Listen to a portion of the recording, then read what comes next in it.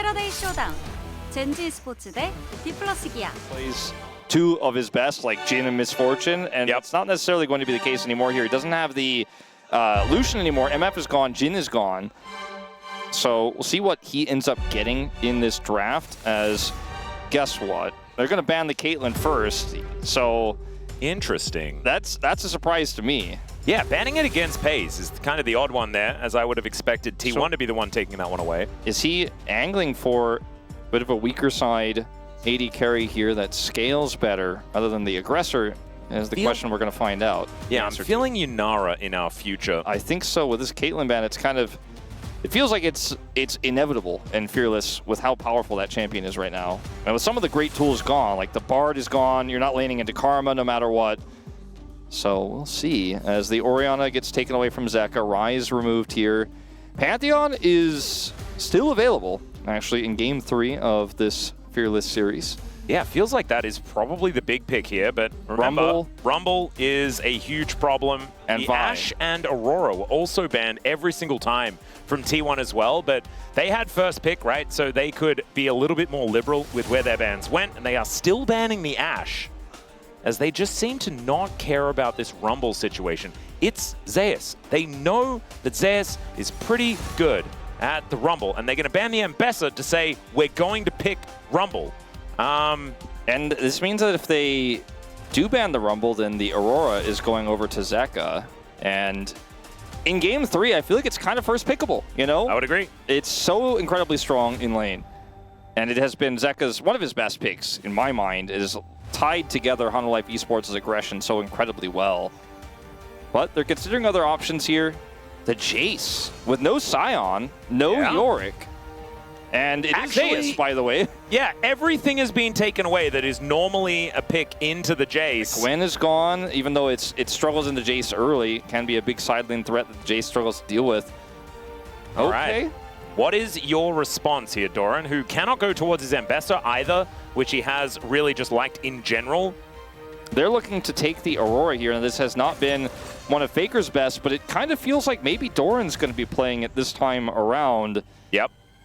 So let's see what we'll see second here, because you don't get to pick, you only get to pick half of your bottom duo if you do lock it here.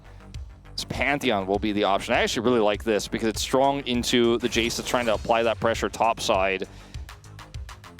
Well, that is going to be the lock-in here. Kanavi just scrolling through some options. Yeah, Bel'Veth is probably it. That's what I assume.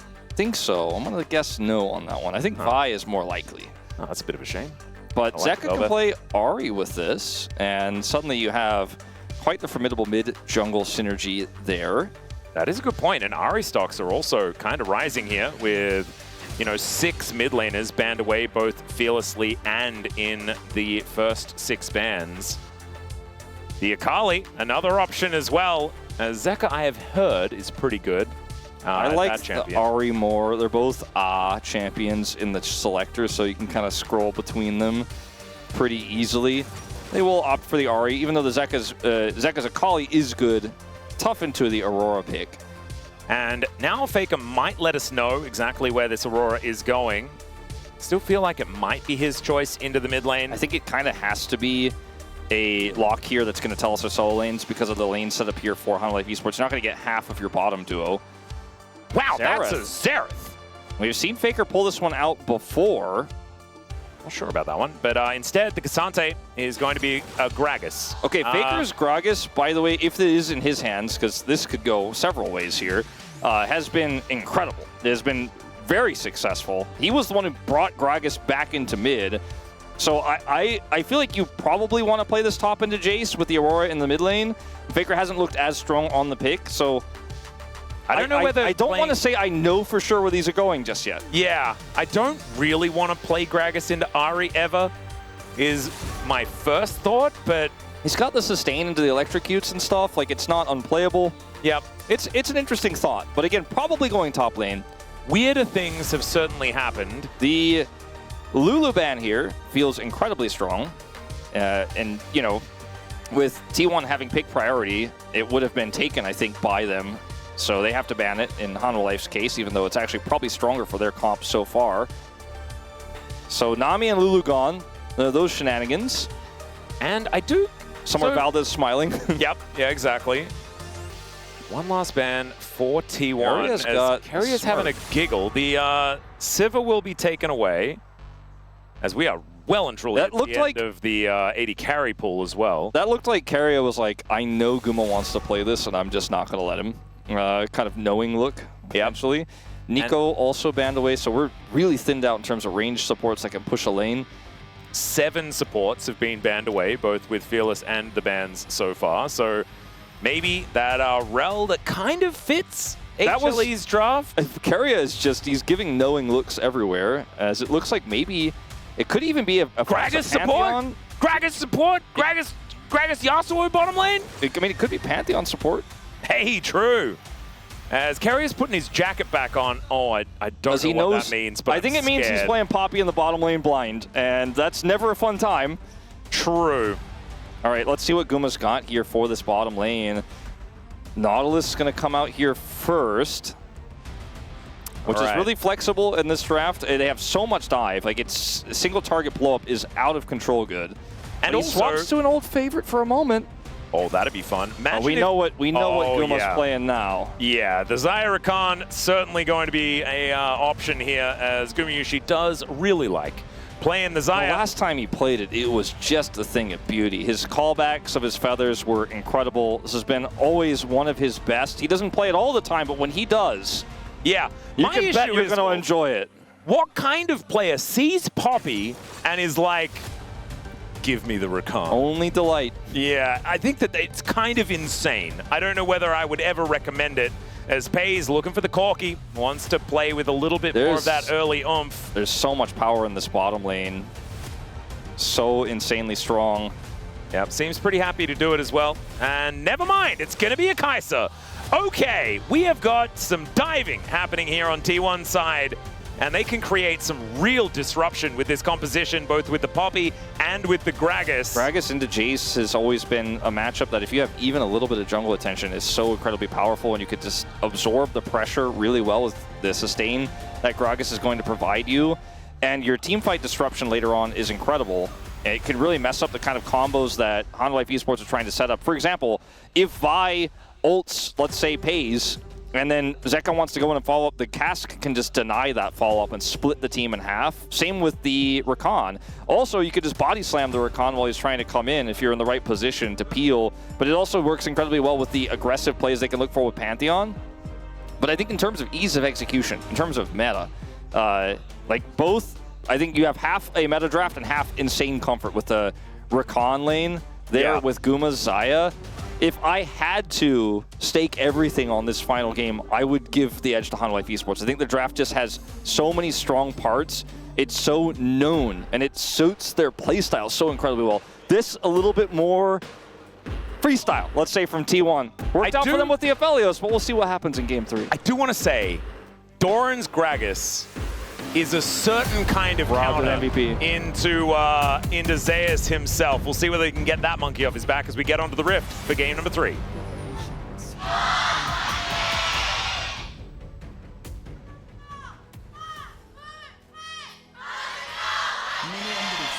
All right, Chijik Lolpark kind of popping off here as the fans make their presence known. And here we are, onto the Rift for the 3rd game of this series.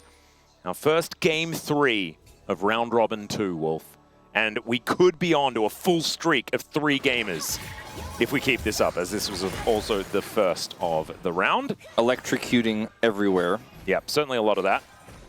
As this has been a bit of an Achilles heel for Faker so far this season, as the Aurora hasn't really found too much success for T1. Yeah, I mean, it's really been players like Chovy and Zeka on the other side who have really taken this pick and made it look like it is Z tier, as it is so strong in so many different matchups, and especially with an aggressive jungler like Kanavi, like Canyon, can be really, really strong.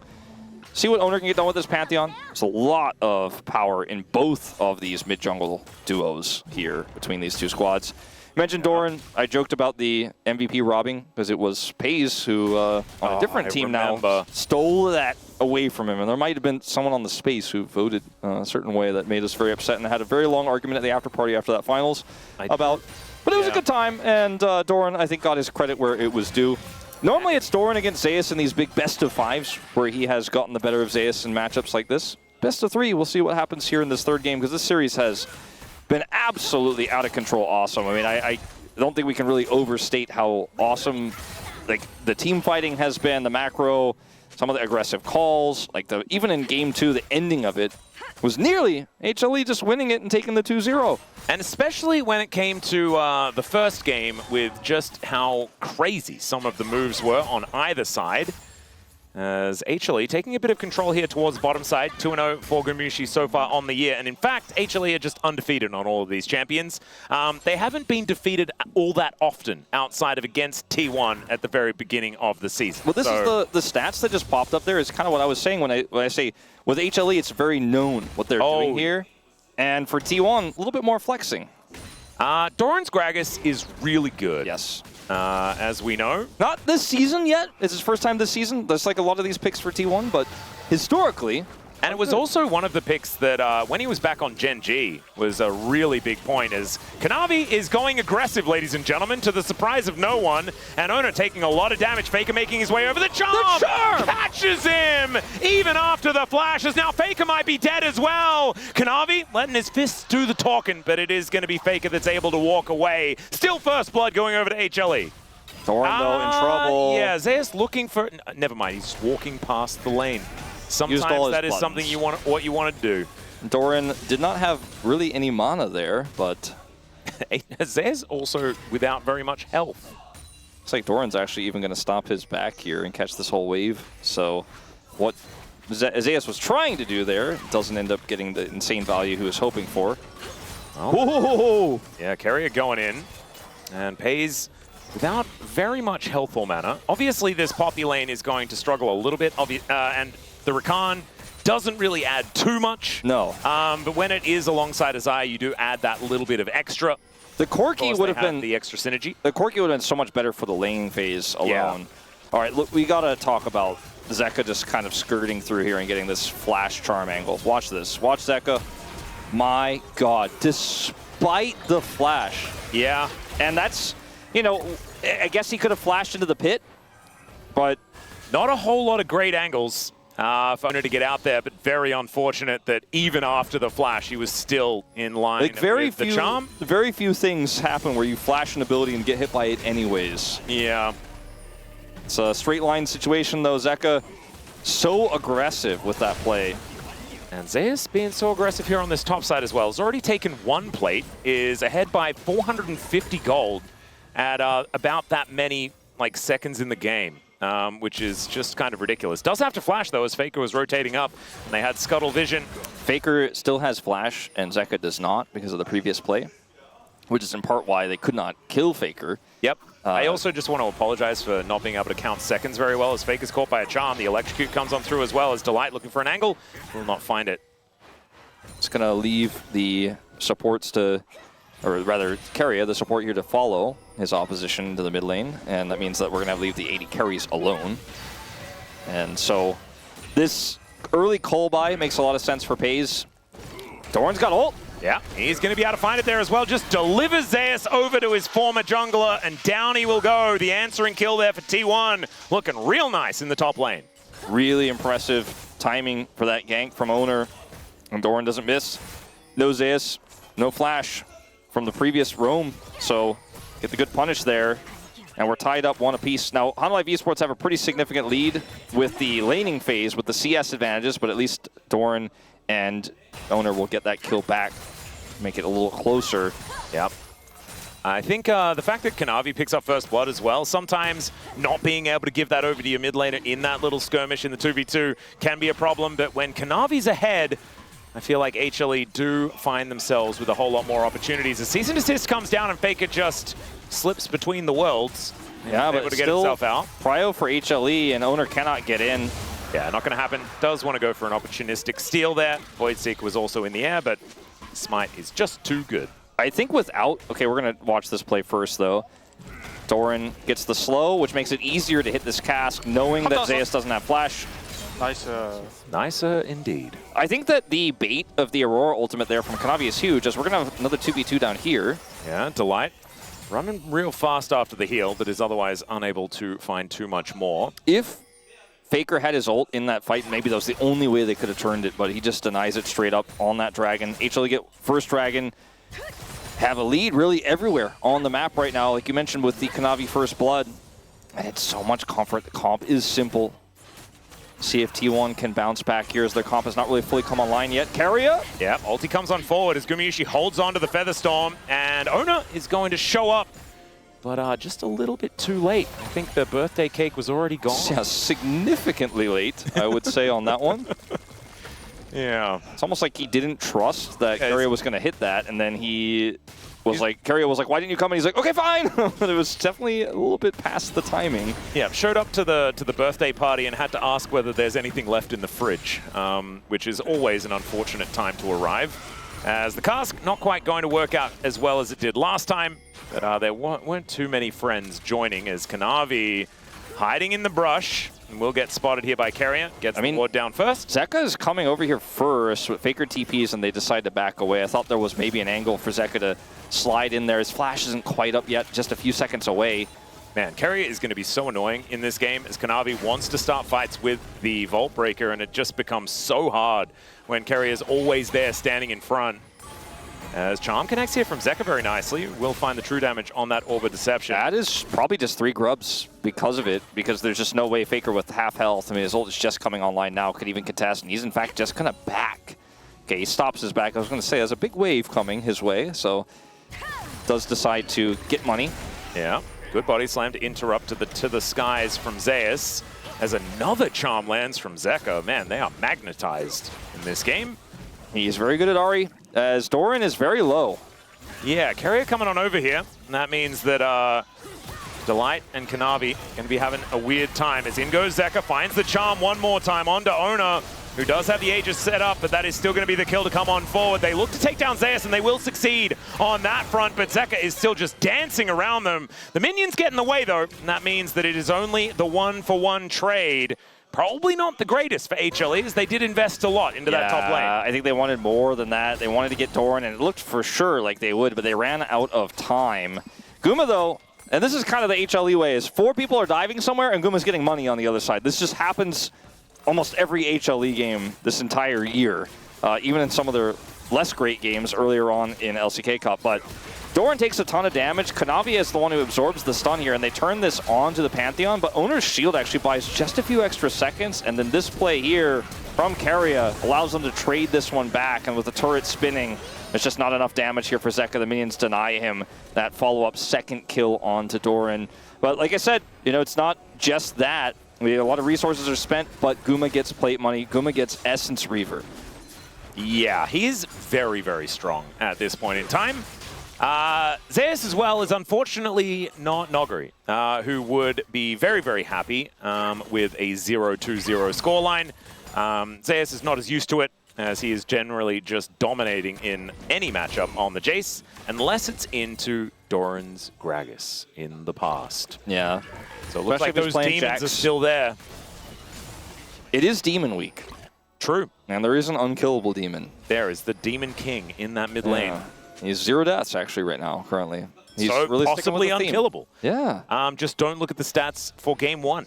And that is all going to hold true. Or his Aurora stats. But yeah, we'll see what he does, because this is still early days. It's a 2,000 gold lead, though. And this Kai'Sa is not great in lane, significantly behind. Has not been able to impact any team fights just yet, but there is a strong mid-game potentially here for T1. Let's see if they can set up a fight for this dragon, because HLE getting double dragon here with this comp and the lead they have would be probably a bridge too far. I just don't know if they can wrestle Prio back, because look at Kanavi's position. Zeka pushes Faker away. Owner has ult, but he's backing, and it just feels like this is going to be a free dragon here. There's a little bit of time for them to come over and try to muster something here, but it just feels too late. He gets Sundered Sky. He has ult.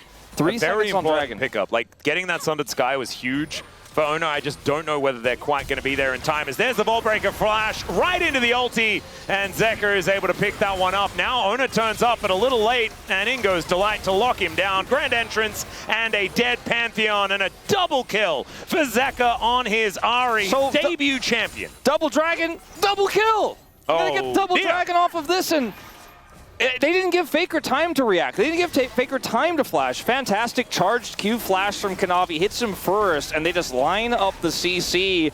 And then Owner is just a donation. It's his second Pantheon ult that comes way too late to impact the fight. And by the time he gets there, Faker is dead, and he is just a sitting duck to be CC'd for the next cooldown for Zeka, who picks up his boots, transforms tier 3 with his role quest completed here with the dominance we've seen. Look at his advantage in quest over Faker's right now. Kind of obscene. Yeah. And it's Ocean Souls, so that's good for T1, because at least it means the Double Dragon means less. But I feel like that's where the good news ends right now. It is problematic. The first item buy also coming through for Zeka is going to make things hard as Carrier moves on up just to back up his mid laner. He gets going to keep him alive. Malignant and the tier 3 boots here, and he's got 6 stacks of Darksteel as Faker is sitting on a Hextech Alternator. As you can see in that exchange, did not really trade anything back towards Zeka. And it might just mean that for the rest of this game, it's tough for Faker to actually have an impact in sides. He's 1,500 gold behind. Yeah, and there's also that big lead for Gumayusi as well. And Kanavi in a really good spot in this game. Once again, 100% kill contribution. Faker has he flash. goes in. He is able to go between the worlds to get himself out of there. Kanavi, without his ultimate up and available, is just happy to grab the cooldown of that ulti. As now Zeus wanted to lay the hammer down, but is not going to be able to get in range of Doran. Just a little lithe as the rotund man in the top lane. Yeah, a little excited big man, but nothing going to come of it. As no ult for Owner still. I mean, if that charm for Zeka connects while Faker's trying to go between the worlds and he dies there, but I don't want to say this game is over, but it certainly would have been if he dies there. Doesn't have to flash. Doran is ultless, so we're going to see some action up here on the top lane. As T1 know they need to kind of hover around this potentially big bag of money Gragas as Carry is up there. Oh dear, there's another charm connecting. Is Zeka going to go all in for this one? Just avoiding all of the buttons that Faker presses. There's the flash in, finds the Orbit Deception and gets the reset to get the solo kill. And 4-0-1 on the Ahri. Okay, Delight's going in here as well. Carrier isolated. He is Poppy, so it looks like he might be okay. But this might just be first brick as well. HLE have that push with Zeka in the bottom lane. He could TP up to the top side too if they want to try to fight before he gets there. Like, he has so much agency in this game right now. He's not going to stick to the turret here. Doesn't have full information on where Owner could be. He's going back. I think he realizes now that he can. As Kanavi was looking to go in, cease and desist is available. I mean, he's going to press that button if he does find it. There's the Vault Breaker. Pays is dead, I think. Over to Pays, and he does just get ulted. And Gumayusi, can he actually find the kill here? Great shield to come on through, and Ona is able to pick up the overextended buy. Pays played that right on the edge. Yeah, so close to the edge. Doesn't flash. I mean, that's great. Just absolute resilience. And it looks like Owner's fixed his pocket watch as he's on time this time. And that's going to be a second turret to go down here, but still, at least they get something back. Finally, a punish. It just feels at this point too little, too late. As we'll go back to this play here with the control vision. Faker checks it and loses his life for it. And Zeka knew exactly where he was, able to pick up the reset, and then gets level 11 off that play as well. As now, Kanavi with his slight overextension, you could say. I mean, it looks guaranteed. Yeah, look at how low he goes. And Killer Instinct, then the barrier, just to make sure, and then just has some honey fruit. Now, Guma didn't flash. I think a lot of Zayas there see blood in the water and flash for it as... Ooh, we do have the vision toggled. Zeus, a little overextended, you could say, as he goes down very, very low. Zeka now just looking for an angle, but Zeus is still alive. How is he still alive? That is illegal, as now Carrier tries to get the Poppy Copter going, and it is not going to get off the ground, and Faker once again finds himself in an awkward spot. The weirding is named correctly, and Zeka is going to lock down the kill. I mean, I have the answer for why he's alive. Look at Faker's items. I mean, he just has the cannon now, but he didn't have it moments before. He is just so far behind. Hide on Bush is his nickname, but... Oh dear, there's the quickness on to Ona, who does put up the Aegis, but I feel like maybe he's going to be in trouble. Never mind, he will survive as Pays wrong side trying to fight off Zeus here, who just goes to the skies and should be able to take him down. However, Pays stands his ground and then just gets shot in the face. Yeah, it's Shojin's first for Zeus, by the way. Battle Jace. He is really, I mean, he is battling, as you can see. And unfortunately, I don't think there's anything left in this game here for T1. What was an exciting series may end with a whimper. Now look at Faker, he hits everything. But the Charm buys some space, even between the worlds, but he just doesn't do damage. Oh, the party cast! Misses. I actually didn't quite see that. Neither did I. Alive. Oh, because that would have been Zeus dead for sure, but then Faker wants to try to catch him, but they know where he is. I believe that's Faker's third death on this Aurora this game. Didn't have the cannon, has it now, but also here, Zeus just is like, well, I have vision in the mid-brush, so I know you didn't go left. So there's only one place you could be. Very good at playing the follow the cup game in this one. The Shock Blast was just so anticlimactic. It looked like Paze was like, oh yeah, I'm ready to play the game, and then dead. It's kind of how it worked. As Faker finally gets his boots upgraded, and unfortunately, he's behind 3,300 gold to the Ari with 5-0 and 2 as far as that scoreline. Zeus is just going to try and clear out this wave here. Great hammer boot to deny Owner's engage as the Void Seeker comes on through. There's a killer instinct for Paze, and he's able to help lock this one down. In the meantime, HLE are on the bottom side of the map. Zeka does get cast, but seems like he doesn't even really notice or care. Doran able to tank a whole bunch. Zeka just barely surviving, but the ramped up turret is going to be problematic. Gumayushi, hello? That is a Rift Herald just paying a visit to this bottom lane. Great double knock up there from Carrier as the Featherstorm is going to find zero value at all, and Faker comes in looking to see if he can take down his former AD carry, and there he will go. Carrier finds a heroic charge, and Kanavi should be dead as well, and that's Owner locking that one up. This game may still be going. Yeah, bounty gold for Paze on the top side here. Picks up a ton of plates. Paze is like side lane Kaisa in this game. Hasn't been spent any time in the mid lane, and this could not have gone better for T1. Like, absolutely insane what they're able to get off of this play. So this is the initial play on Zeus. Love the hammer here to buy the space. Turret is ramping. Owner's got a flash away, and then the follow-up from Paze is enough to get the kill. So he gets all of that money before he gets the bounty later on. And then the silliness. Yeah, Doran casts, by the way, very early. Doesn't matter. Zeka's like, I got him, I got him. He goes, get him. Damn it, just die, Doran. And he does. And then Kuma's like, remember me? Yeah. Your former partner. And Carrier's like, yeah, I kind of do. Like, you're in the wrong spot. I'm going to ult you. You're between turrets. You didn't actually avoid my ult with your ult, and now you're in the wrong spot and you're dead. And he ulted, like, he heralded through the T1 base. Yeah. It was almost epic, and then it was very silly. It was his first death of the game, and Carrier's ult was not avoided by his ult, and they got some shutdowns. They got the bounty gold on the turret. However, still 4,000 gold behind. Still soul point here for HLE, even though it's an Ocean Soul. It's going to take a little bit more shenanigans from HLE, I think, for T1 to come back, or maybe some clutch plays from Paze, who takes a gold lead with the massive amount of gold he got from killing Zeus and that turret on the top side. And we've also seen Kai'Sa's really make things happen after picking up mid-game swings, right? And that's exactly what has happened here. Item number 3 coming in very, very soon. A huge spike for this Kaisa. And so I think that HLE needs to kind of tidy it up. No more weird journeys in Heralds, as obviously that is not going to happen again. Yeah, I mean, that vibe of playing with your food, don't do it. Yeah, playing with your food probably not necessary here against a world-class defending world championship T1. Yeah. Maybe even if you do have one of the players from that team. True, but he was the one who was doing the silliness the most. He was. But he was also the MVP. So, I mean, it's like swings and roundabouts. Okay. Zeka is just going to clear out this bottom wave. So, Baron is up, but neither of these teams are in a position where they can start it just yet. Faker is still massively far behind, is desperately trying to get a second item, whereas Zeka's been able to get a Verdant Barrier. Okay. And he has 10 stacks Dark Seal. He's pretty huge. Faker is not going to be doing the main carrying in this game unless something goes crazy wrong for HLE. But I think for T1 right now, what you need to do is wait for HLE to do something that's a little bit too aggressive. Do something that's a little bit too risky and be ready to pounce, right? With your Pantheon, Gragas, and Paze's Kaisa. And yes, Faker can layer a lot of burst damage on top of that.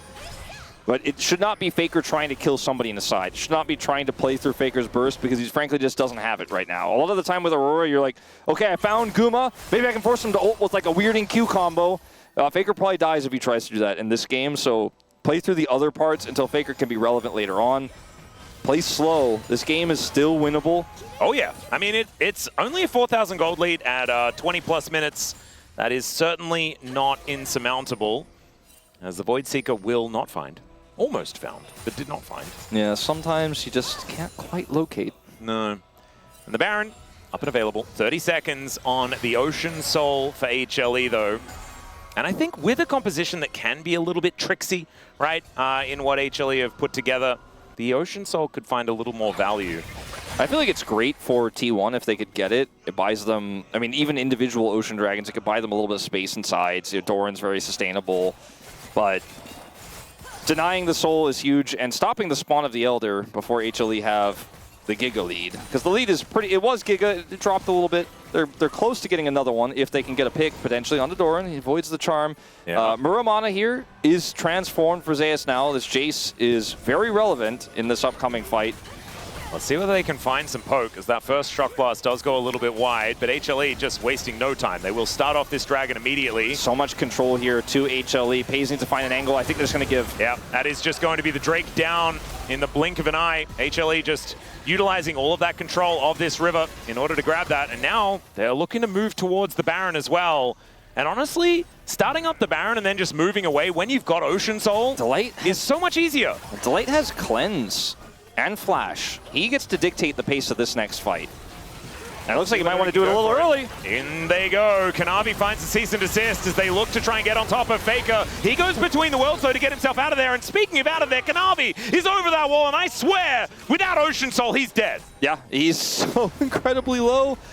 He's going to need to eat some honey fruit, but they might be able to start this Baron now because Faker took so much damage. He has TP, but he's going to take a little while. They are a little bit slow on starting this, though, so I think setting the trap is the better option. They know they have vision control. Akuma trying to bait a little bit, but I think they're not selling this very well, and I think T1 are just going to come over here and look to see if they can find a punish. Yep, Kanavi was on that Baron, but it had not taken very much damage at all.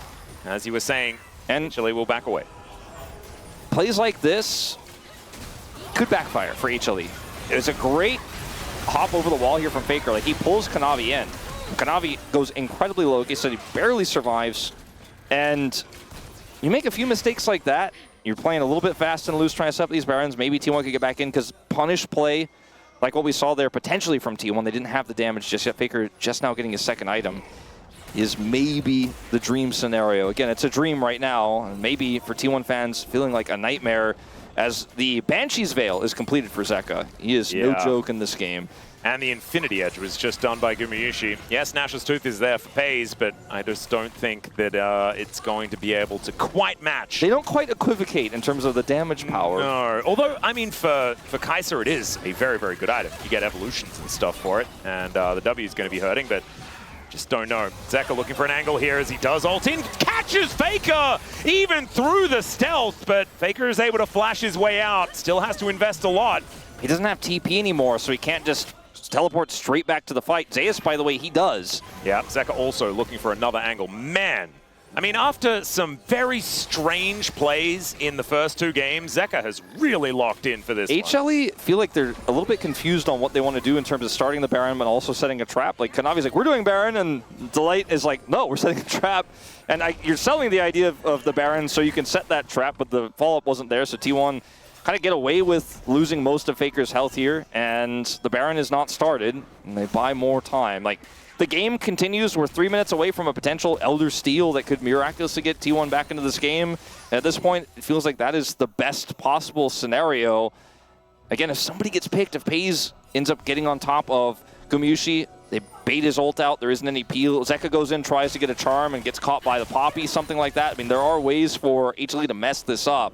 Oh, yeah. And it really does feel like this game is still very much up in the air, despite the fact that HLE have a 5,500 gold lead. It's T1's comp nuts. Just has so many ins. Like, if Keria ults 3 people off a Baron, you know, that could be it as well. Yeah, lots of ins and also lots of get-outs for HLE. With the Poppycopter, the Cask, like things like this, there's so much disruption available. This is a half-health Baron now. T1 are going to have to pull the trigger. Yeah, Kanavi just here by himself wanting to keep the Baron interested. The Baron definitely is interested, but we'll now reset finally. Charm this is such an HLE moment. They're like, we could just get Baron, but we want to kill those guys. So let's just drop the Baron and then try to kill them, and then they run away. And Let's try to use the Baron to kill those guys again. It could have probably just killed the Baron. I mean, the Jace in the bottom lane is kind of what they were buying time for, as Skirmishes and Kanavi getting back on this Baron once again. Delight playing some defense. We're going to try and keep them interested. Zeka doing the same thing. A little bit rockier. Once again going to go wide. A little bit rockier this time for HLE as T1 are grouped, and they're going to force the TP out of Zeus. Yep, Banshee's Veil going to get popped there from Zeka, but they are staying on this Baron for now. Owner is over here. They get that vision that they were looking for. And there is Delight finding the quickness, but not exactly as much as he wants to. The buy is evicted from the fight, but the Featherstorm keeps Skirmishes alive, and they take down FaZe. There's the AD carry trade, though, as Faker gets into the backline, and it's Owner that takes matters into his own hands. Finally, it is Kanavi making his way back in, and there's another AD carry here for HLE, and his name is Zeus, and he's got a big cannon, and he's not afraid to use it. Quadra kill comes through for the Jace, and they'll take a much better Baron this time around. Carrier, he has Smite and a Dream. Oh my god, if he does this... No, he's not. He's not that even crazy. gonna try. It's not worth it. There's no way. I mean, surely it's worth it. Yeah, nah. Never mind. He's just gonna play his battle pipes in base. Watch Carrier try to play this fight incredibly well. Like, he gets the knockaway of Kanavi, so now the Baron's off the table, and this burst from FaZe is there. But Zeka's charm. Look at this. Oh my goodness. He and Delight just say no. And then Faker just doesn't have the damage to clean up this fight, and they're so split. Poppy pushed into the bottom lane, and it's a kill there to go over onto the Pantheon, and Faker is just left isolated. You can see he can barely scratch the surface of these Fed HLE members, and it's a Quadra. I feel like Zeka did a lot of the heavy lifting there. Yes, but, he did. You know, Zeus was happy to kill the champions and pick up tons of money. And look, Zeka was already ahead enough. Yeah, exactly. I think Zeus certainly needed the funds. As Zeus is like, look, we can both be 3,000 gold ahead. And he fully completes his more of Malmodius after that one as well. So, yeah, Zeus, problematic. 5 seconds until Elder Dragon as well. There is an Exodia on the table here. And we haven't talked about it, but you mentioned the Maw. There's 2 Maws here because there's just so much magic damage for T1. Well, so little if you look at the itemization for Faker comparatively, but they are, and I mean, for the Gragas as well, that's got Cosmic Drive and a Rod. Yep. They just can't hurt the HLE champions, and HLE, all they need to do now is either look for a turn or secure this Elder, and it feels like this game is won, but the base is still fully alive, right? There's no inhibitors. It's not been broken up at all. T1 are being incredibly resilient in this one, 8,000 gold behind. Yeah, they are all grouped up as well as HLE looking for a pin, so they think they might have caught Doran, who goes down to 50%. HLE now closing in, and Doran's just dead. T1 not going for the re-engage. They're going for the push in the bottom lane. They're going to open up the base here. They still have Baron for 90 more seconds. They might just be able to end off of this siege. Yeah, and the Elder Dragon is still up and available. T1 just falling apart. They used nothing to kill Doran, just raw damage. Oh, great charm is going to get onto Owner here as the Featherstorm comes on forward.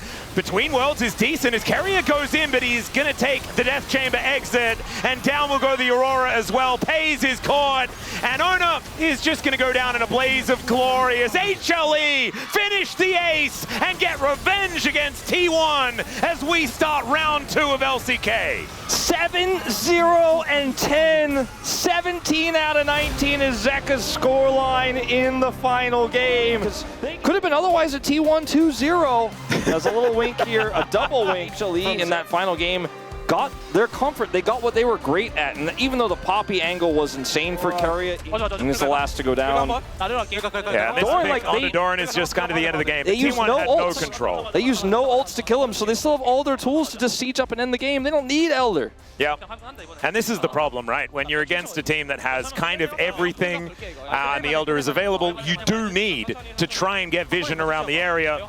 And HLE just masterfully grabbed that pick and then set things up. This charm from Zeka, absolutely fantastic, much like the rest of his game, to be honest. And Carrier goes in. I mean, it was a decent attempt there towards the end, but they were so far behind. When Hanwha Life Esports won the LCK Summer, so long ago now it feels, and then went to First Stand, won that after winning LCK Cup, they were not this dominant in their run-up to it. Oh, no. And it feels like we are not even necessarily watching the peak of what could be the beginning of a Hanwha Life Esports era. They toppled KT, they beat T1 on the second time of asking, And who knows how far the orange tank is going to roll, Atlas. Well, once it builds momentum, generally very heavy things like that struggle to slow down. So it might be that the inertia is going to be enough to carry them through for some more victories, as this probably one of the more obvious POMs that we've had here in the LCK, as that 4-1-15 Jarvan performance was probably one of the better jungle performances we've seen all year. I love the Jarvan.